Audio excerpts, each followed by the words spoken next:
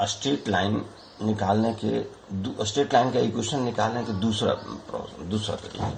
जैसे मैं पहले बता चुका हूं कि स्ट्रेट लाइन को कैसे कह सकते हैं, किसी एक फिक्स पॉइंट से पास करता है और parallel to a fixed line, जो भी पहले बता चुके हैं कि किसी एक फिक्स पॉइंट से पास करेगा और एक गिवन लाइन के पैरेलल होगा।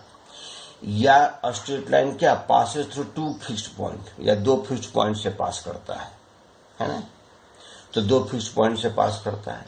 या intersection of the two non parallel planes, जैसे एक प्लेन ये है, एक प्लेन ये है, ये प्लेन है, दोनों का इंटरसेक्शन, ये लाइन दिया, स्ट्रेट लाइन दे दी। तो प्लेन के चैप्टर में भी हम पढ़ेंगे, तब प्लेन में हम बताएंगे कि दो प्लेन के इंटरसेक्शन से कैसे स्ट्रेट लाइन का इक्वेशन डेवलप करते हैं। अभी हम फिलहाल पढ़ेंगे it passes through two fixed points, दो फिक्स्ड पॉइंट से पास होने पर स्ट्रेट लाइन के क्या इक्वेशन होते हैं। तो देखिए, मान लेते हैं ए और बी दो फिक्स्ड पॉइंट, ए का coordinate x1 y1 z1, B का कोऑर्डिनेट x2 y2 z2, है ना। तो ए का अगर वेक्टर फॉर्म में लेंगे तो इसको मान लेते हैं ए वेक्टर से रिप्रेजेंट होता है, इसको मान लेते हैं बी वेक्टर से रिप्रेजेंट होता है, और ये R X Y Z any point at the straight line हमने ले लिया।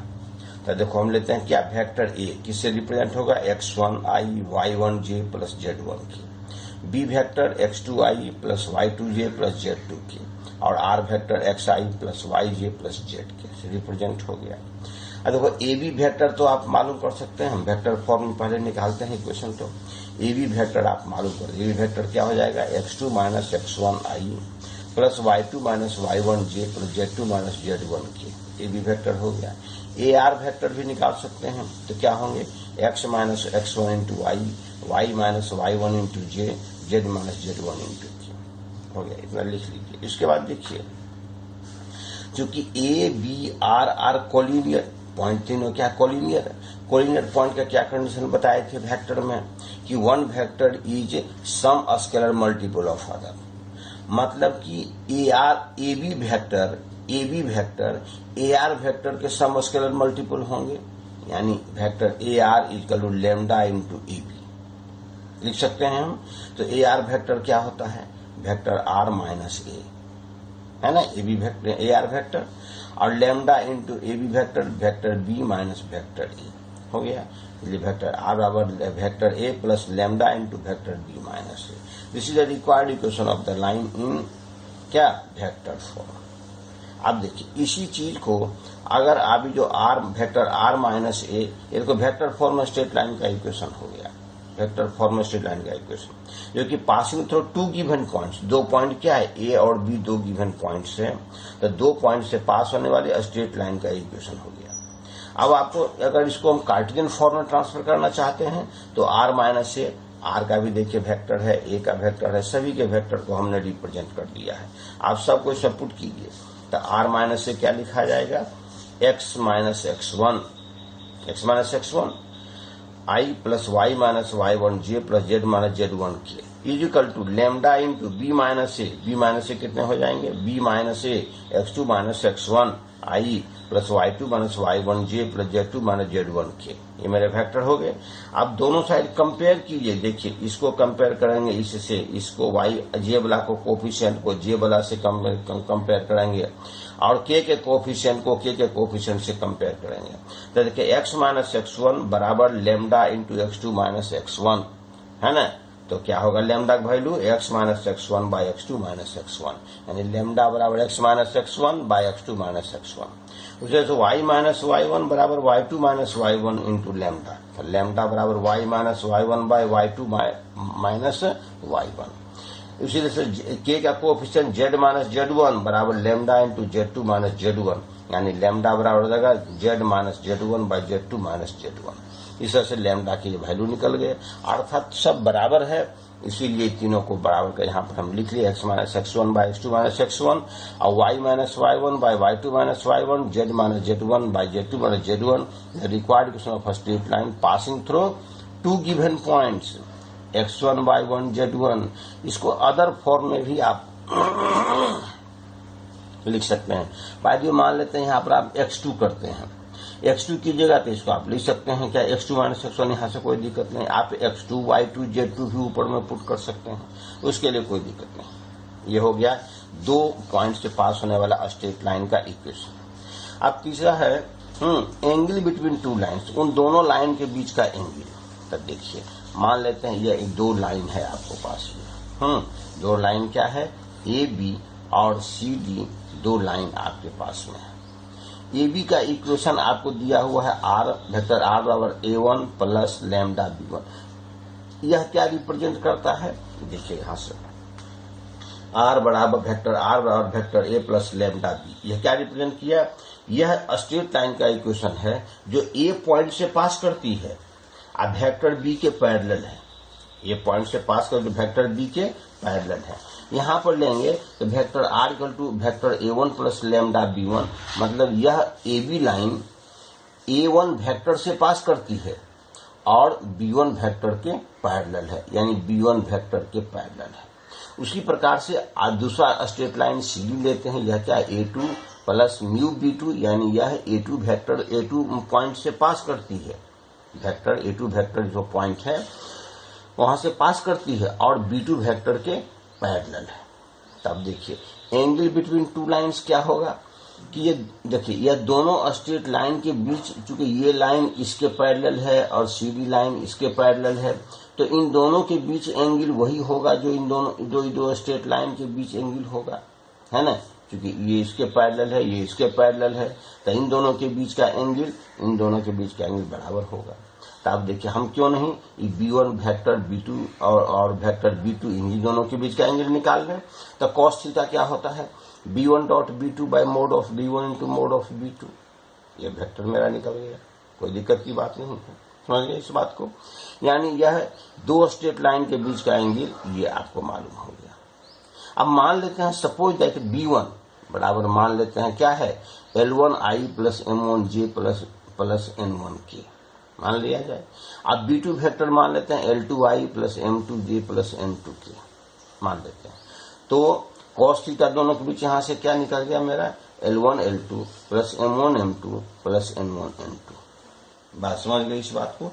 यानी इस प्रकार से क्या एंगल बिटवीन 2 स्ट्रेट लाइन्स भी आप मालूम कर सकते हैं, दोनों के बीच का क्या एंगल निकल जाएगा इसमें, है ना। डिवाइड बाय इसमें करते हैं magnitude of B1 magnitude of B2 under root, है ना, क्या हो जाएगा L1 square plus M1 square plus N1 square, है ना, अंडर रूट, है ना, L2 square plus M2 square plus N2 square. ये आपको एंगल बिटवीन 2 स्ट्रेट लाइन्स। यहां पर LMN क्या है, डायरेक्शन कोसाइन जब लेंगे तो इसके वैल्यू से 1 हो जाएंगे। अगर डायरेक्शन रेशियो लेते हैं इसके बीच तो ये सारे वैल्यू होंगे, यानी कि डायरेक्शन रेशियो डायरेक्शन कोसाइन जो आपको लेने की इच्छा हो आप ऐसा काम कर सकते हैं। ये क्या निकल गए आपके एंगल बिटवीन 2 स्ट्रेट लाइन्स।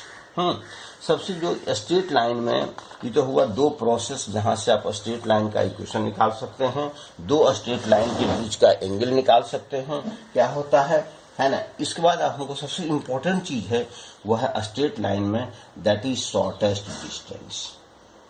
क्या है, shortest distance, shortest distance between 2 straight line, shortest distance between two lines, between 2 lines, 2 straight line के बीच शॉर्टेस्ट डिस्टेंस मालूम करना है। 2 स्ट्रेट लाइन्स किस प्रकार से मालूम करते हैं, सो यहां से देखिए। पहले आप यहां देखिए, एक होता है अस्क्यू लाइन, जो पैरेलल लाइन्स भी होते हैं, और अस्क्यू लाइन्स। अस्क्यू लाइन्स किसे कहते हैं, हम पहले भी इसको डिफिनेशन दे दिए हैं।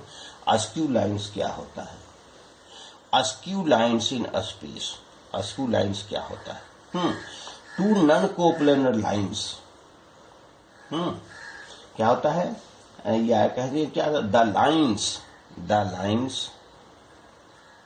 वैसा line, the lines which are neither parallel nor intersecting, which are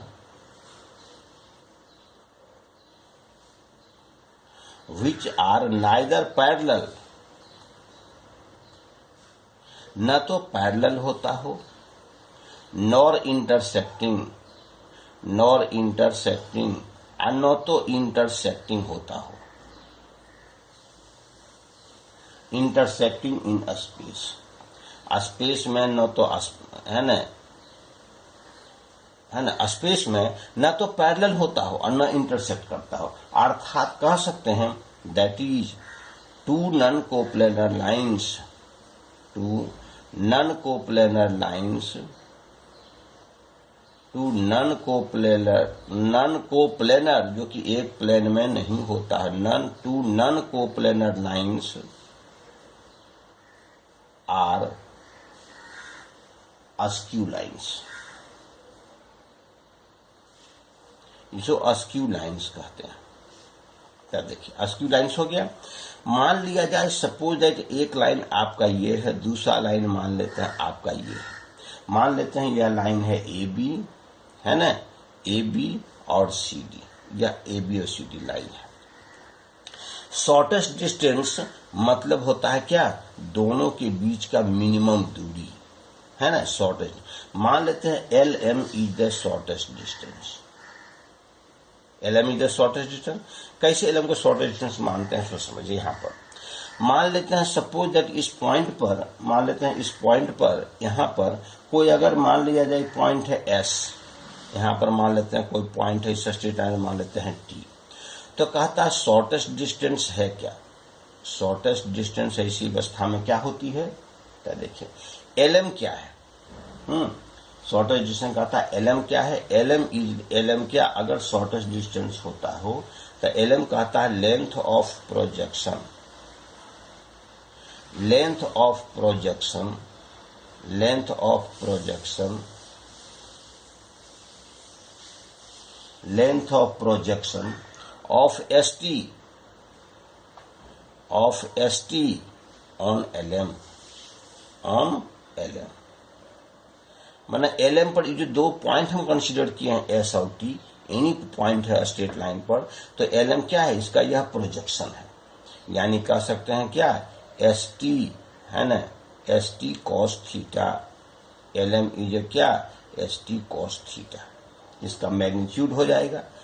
अब चूंकि कॉस थीटा इज, है ना, always less than equal to 1, therefore L M is क्या greater than S T cos theta. L M का क्योंकि इसका value क्या होगा एस टी कॉस थीटा, इसका क्या होता है L M is less than, इसका हमने क्या एल एम इज, है ना, less than equal to S T, so L M is the shortest distance. L M क्या होता है, L M is shortest distance. समझ गए इस बात को, शॉर्टेस्ट डिस्टेंस क्या होता है। अब देखो एल एम क्या होता है, shortest distance, L M is the shortest distance हो गया यहां से, है ना। यानी कह सकते हैं हम अगर कोई पॉइंट्स इस प्रकार से लेते हैं, शॉर्टेस्ट डिस्टेंस क्या होता है समझ गए, कि स्ट्रेट लाइन पर कोई दो पॉइंट लेते हैं, वो दोनों पॉइंट पे यहाँ प्रोजेक्शन जो होता है दैट इज द क्या शॉर्टेस्ट डिस्टेंस। आप इसका सॉल्यूशन एक वैल्यू मालूम कीजिए। जैसे यहां से देखिए, मान लिया जाए सपोज दैट यह आपका कोई लाइन है, एक दूसरा लाइन यहां लीजिए, मान लेते हैं यह लाइन आपका है ए बी, है ना, यह लाइन आपका है सी डी, मान लेते हैं C D line. Let A B line का इक्वेशन मान के चलिए, मान लेते हैं क्या वेक्टर आर बराबर, है ना, मान लेते हैं क्या a1 plus lambda b1, a1 plus lambda b1, कोई दिक्कत नहीं।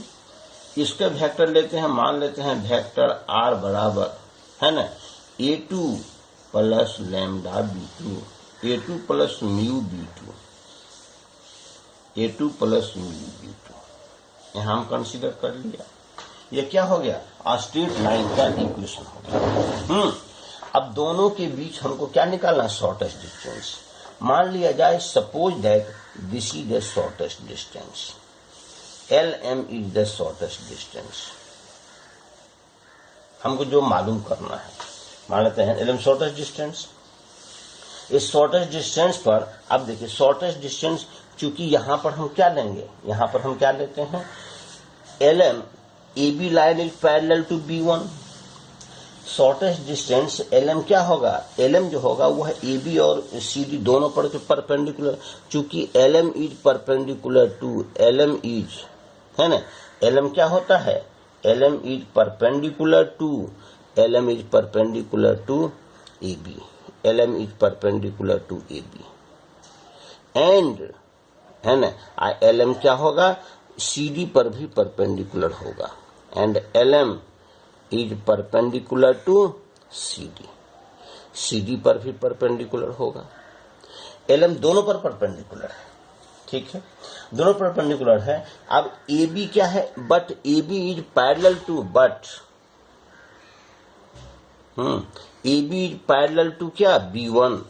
बट AB जो लाइन है वह किसके होगा? बट AB वेक्टर जो होगा या AB जो लाइन होगा, दिस इज क्या? Parallel to B1, parallel to B1 and CD is parallel to, and CD is, and CD vector CD यानी CD line is parallel to vector B2, parallel to vector B2.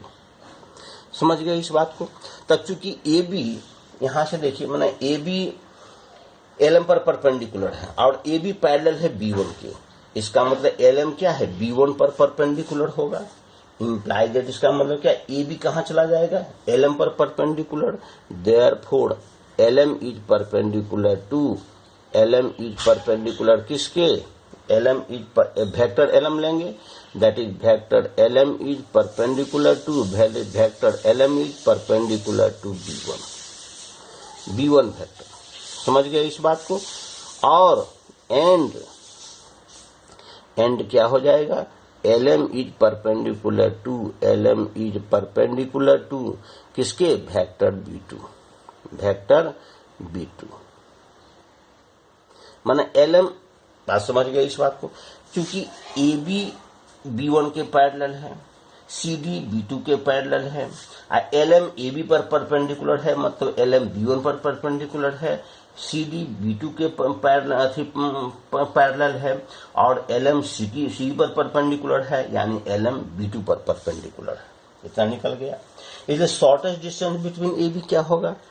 इसीलिए, है ना, shortest distance अगर हम मालूम करते हैं, late मान लेते हैं सपोज दैट यह क्या A1 पॉइंट से पास करती है.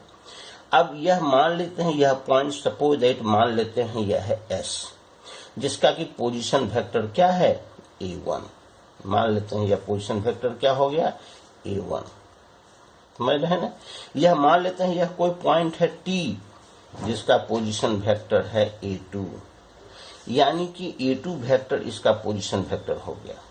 तब देखिए ST को मिला देंगे. अभी जस्ट हम आपको बताएं कि LM क्या है? ST का शॉर्टेस्ट, ST का क्या? प्रोजेक्शन है.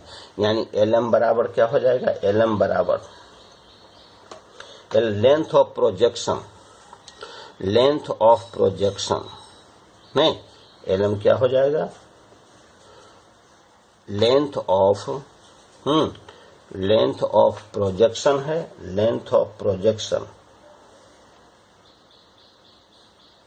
Length of projection of ST का प्रोजेक्शन है. कहां पर? On LM, on LM projection है. इसका length of projection of AC किस पर? क्योंकि दोनों परपेंडिकुलर है, अर्थात लिखेंगे लेंथ ऑफ प्रोजेक्शन ऑन, है ना, LM क्या हो गया? Length of projection, length of projection, length of projection of ST vector का. ST वेक्टर यहां ले लेंगे, ST वेक्टर के रूप में ले लेंगे ऑन किसमें? LM क्या होता है? B1 cross B2, B1 cross क्या? B2, B1 cross B2. This is your क्या? लेंथ. अब B1 क्रॉस B2 इसे क्यों करते हैं? क्योंकि B1 LM क्या है? B1 पर भी परपेंडिकुलर है और B2 पर भी परपेंडिकुलर है. LM line A B perpendicular है, ए बी B1 के पैरेलल है, तो LM B1 पर परपेंडिकुलर हो गया, और CD LM CD पर परपेंडिकुलर है, और CD B2 के पैरेलल है, इसलिए LM B2 पर क्या हो गया, परपेंडिकुलर। तो LM तो B1 B2 दोनों पर परपेंडिकुलर है, तो दोनों पर परपेंडिकुलर लाइन क्या होता है, B1 क्रॉस B2। तो क्रॉस प्रोडक्ट में भी हम बता चुके हैं कि इसका B1 क्रॉस B2 का जो रिजल्टेंट होगा वह B1 और B2 के प्लेन के परपेंडिकुलर होगा, है ना, अर्थात दोनों पर परपेंडिकुलर है। तो लेंथ मेरा फिर अब LM कैसे मालूम करेंगे, तो देखिए, है ना, प्रोजेक्शन मालूम करने के लिए हमने आपको क्या बताया था कि जिसके ऊपर प्रोजेक्शन निकालना है उसके यूनिट वेक्टर से क्या कर देंगे, डॉट कर देते हैं, है ना, यूनिट वेक्टर से डॉट प्रोडक्ट कर देते हैं। यानी हम लिखेंगे ST वेक्टर, क्या लिखेंगे, ST वेक्टर, ST वेक्टर लिख लिया, ST वेक्टर, है ना, और dot B1 cross B2, dot क्या हो जाएगा, B1 cross B2, B1 cross B2, B1 cross B2। देखो इसका ये हो जाएगा B1 क्रॉस B2, इसके यूनिट वेक्टर से डॉट प्रोडक्ट कर दें, divided by magnitude of B1 cross B2, divided by B1 cross B2। यहां से इस प्रकार से इसको हम क्या करेंगे, निकाल लेंगे। यह मेरा, अब ST क्या है, ST यहां से देखेंगे, ST क्या है, तो देखिए ST, S से T कर, तो क्या होगा, A2 माइनस A1, यह वेक्टर कितना हो जाएगा, vector A2 minus vector A1, A2 minus A1, है ना, डॉट क्या हो जाएगा मेरे पास, है ना, B1 cross B2, B1 cross B2, divided by magnitude of B1 cross B2, divided by magnitude of B1 cross B2। यहां से आप इस चीज को मालूम कर सकते हैं, सबके ऊपर वेक्टर है, यह ध्यान रखिएगा, सबके ऊपर क्या है, वेक्टर है। इस प्रकार से दिस इज योर क्या, शॉर्टेस्ट डिस्टेंस, यह आपका शॉर्टेस्ट डिस्टेंस, यही आपका फॉर्मूला होगा। यानी वेक्टर फॉर्म में ये शॉर्टेस्ट डिस्टेंस निकालने के क्या हो गए, तरीके हो गए, फॉर्मूला हो गया, है ना। यहां से देखिए आप,